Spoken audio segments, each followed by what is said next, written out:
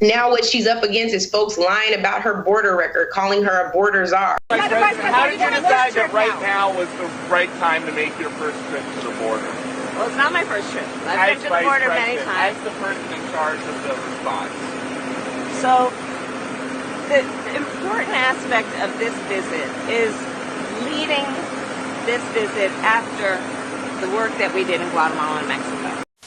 In a move that is not surprising at all, legacy and leftist media outlets have begun their propaganda push for Kamala Harris after Democratic leaders forced Joe Biden to drop out of the 2024 race. There will be many more examples going forward as we get closer to the election, but I am going to show you 3 blatant lies and some 1984-style rewriting of history. The first one is the Minnesota Freedom Fund. WCCO wrote this article declaring that Donald Trump is lying about Kamala Harris donating to the fund that was getting BLM rioters out of jail. This is a word game. Here is Kamala Harris promoting the fund and telling people to donate, so it's pretty clear she was supporting the cause regardless of whatever spin they will try to put on this now.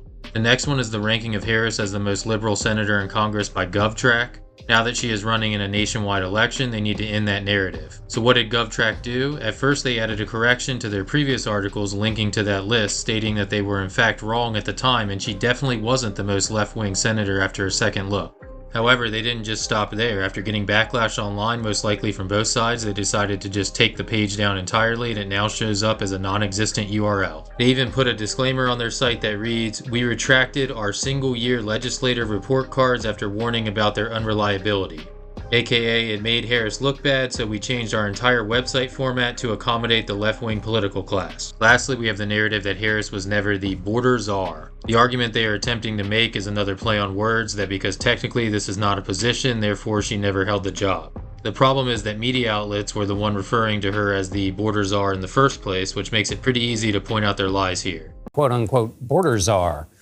Vice President Harris was not a border czar. Meantime, Vice President and border czar Kamala Harris facing some backlash. What he said about Harris and immigration was not true. She was never appointed border czar. And this will be her first visit to the U.S.-Mexico border region since she was appointed as the border czar by President Biden. People are going to have to counter the misinformation. You already hear folks talking about the border czar. She wasn't the border czar. President Biden tapped Kamala Harris, Vice President Kamala Harris, to be the border czar. Now, she wasn't the border czar. That's what Republicans labeled her. They were very critical of Kamala Harris, especially in her role as border czar. Now what she's up against is folks lying about her border record, calling her a border czar. Kamala Harris, who was appointed as the border czar. The Biden team didn't declare her the border czar. They wanted her to work on kind of the root causes of immigration. There has been so much criticism against Kamala Harris. You know, she was the border czar. Calling her sort of the border czar, which wasn't necessarily the case. So the border, if they weren't planning to address it in a major way, do not make her your border czar.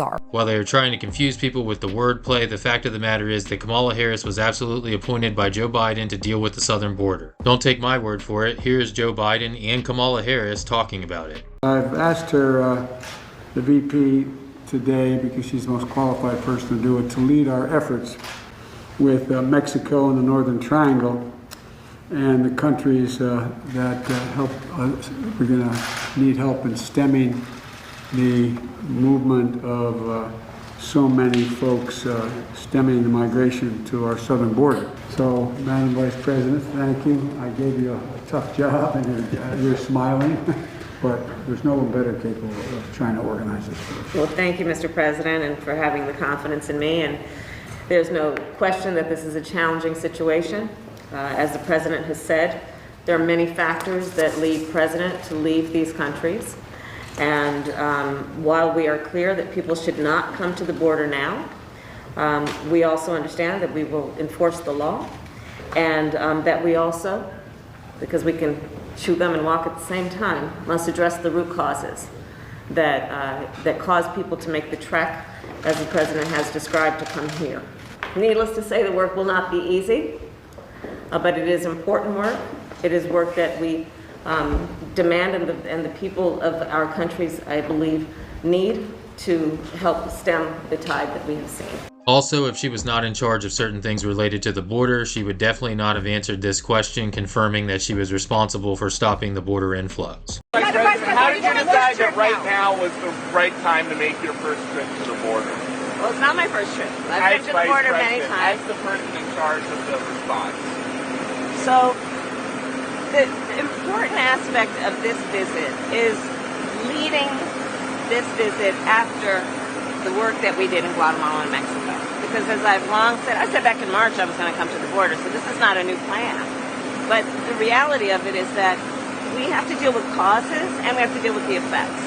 So being in Guatemala, being in Mexico, talking with Mexico as a partner, frankly, on the issue, was about addressing the causes, and then coming to the border at the advice and actually the invitation of the Congresswoman is about looking at the effects of what we have seen happening in Central America.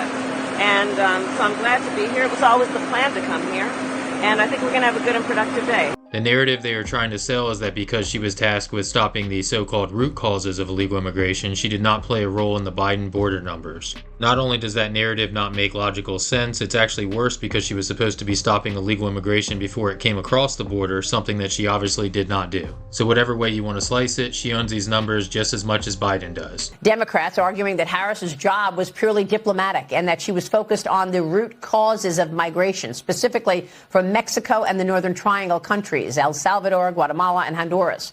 Customs and Border Protection data shows illegal migrant crossings from those three countries surpassed 4.3 million under the Biden-Harris administration. Of course, that's part of the overall 10 million illegals in the country on Biden's watch. These numbers are up 140% from the Trump administration. Kujichagulia.